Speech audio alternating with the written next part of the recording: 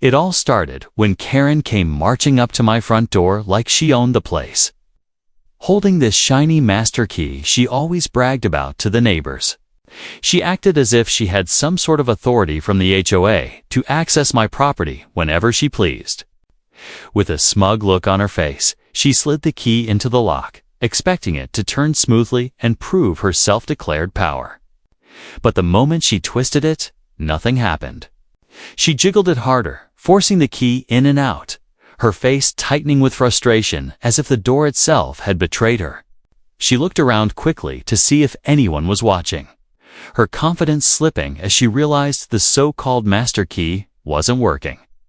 The harder she tried, the louder the clinking of metal became, echoing across the porch, drawing unwanted attention.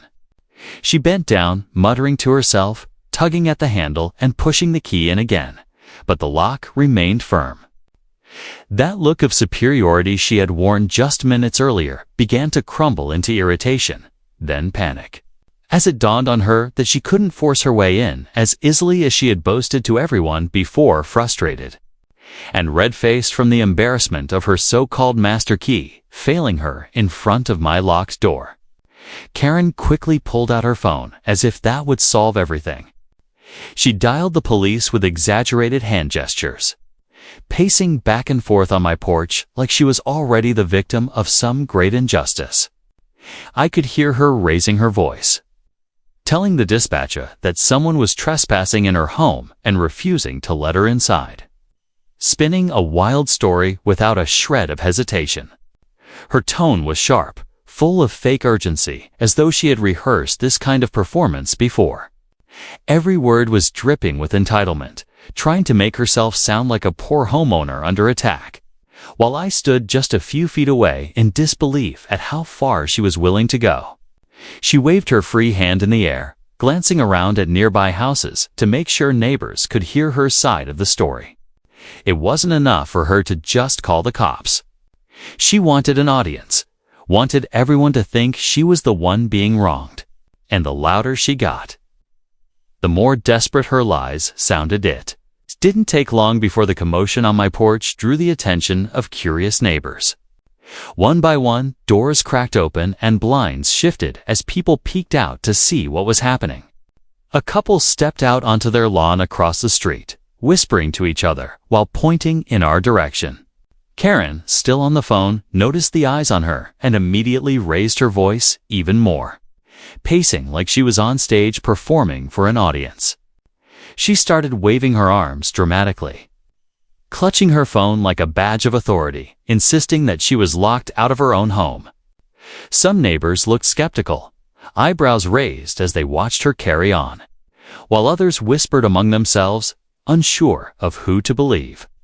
The metallic clink of her failed key attempt still lingered in the air, and everyone had heard it. A few children on bikes stopped at the edge of the driveway, gawking at the spectacle unfolding right in front of them. Karen clearly thrived on the attention, turning her story into a theatrical scene, trying to paint herself as the victim while I stood calmly nearby, watching the neighborhood's patience for her antics slowly wear thin when the police finally pulled up. Karen straightened her posture instantly, as if she had just been crowned queen of the block. She rushed toward them before they even had a chance to step out of the car, pointing wildly at me and shouting that I was a trespasser refusing to leave her property. The officers exchanged quick glances, their expressions neutral but curious as they tried to make sense of the scene. They asked her to calm down and explain clearly, but Karen's story came out in frantic bursts, full of contradictions that made little sense. She insisted she had the key. She insisted she lived here. She insisted the HOA gave her authority, yet every sentence seemed to contradict the last. One officer raised an eyebrow and motioned for her to slow down. But Karen kept digging herself deeper, waving the useless key in their faces as supposed proof. Meanwhile, the neighbors edged closer, whispering and recording on their phones, making the atmosphere even more tense. The officers then turned their questions toward me, asking for identification and some background. But it was obvious from the start that Karen's shaky story wasn't adding up the way she thought it would. Karen's voice grew louder and more desperate as the officers pressed her for details, her face turning red as she stomped her foot on the porch in frustration. She shouted over their questions, repeating again and again that she lived here, her words breaking into a near scream that carried down the street. The neighbors leaned in closer, some shaking their heads, others chuckling quietly at the absurdity of it all. One officer calmly asked her to produce proof of residency and ID, a utility bill. Anything but Karen froze, fumbling with her purse and stalling for time. She pulled out random papers, receipts, even a flyer, but nothing that connected her to the house. The officer's tone grew firmer, his patience wearing thin as he reminded her that lying to police was a serious matter. Instead of backing down, Karen clutched the useless master key in her fist and pointed it at the lock like it was evidence carved in stone. Her voice cracked as she screamed, "I live here," over and over, each repetition sounding more unconvincing than the last. The echo bouncing off the houses around us as everyone watched her unravel in real time. Breaking point came when one of the officers finally stepped forward, his patience clearly exhausted, and told Karen to put her hands where he could see them.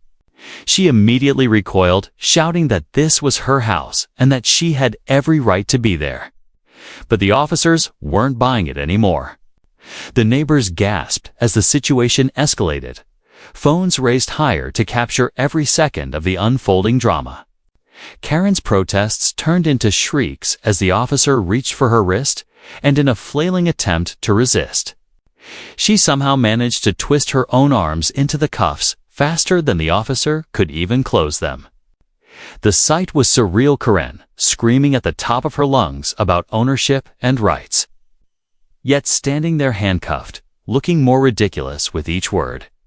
She stomped her feet, demanding the officers remove the cuffs immediately. Her face flushed red with fury and humiliation, but no one moved to help her. The officers calmly continued asking questions, ignoring her tantrum, while the neighbors whispered and chuckled under their breath, some even filming close-ups of her meltdown as she kept insisting louder and louder that she lived there.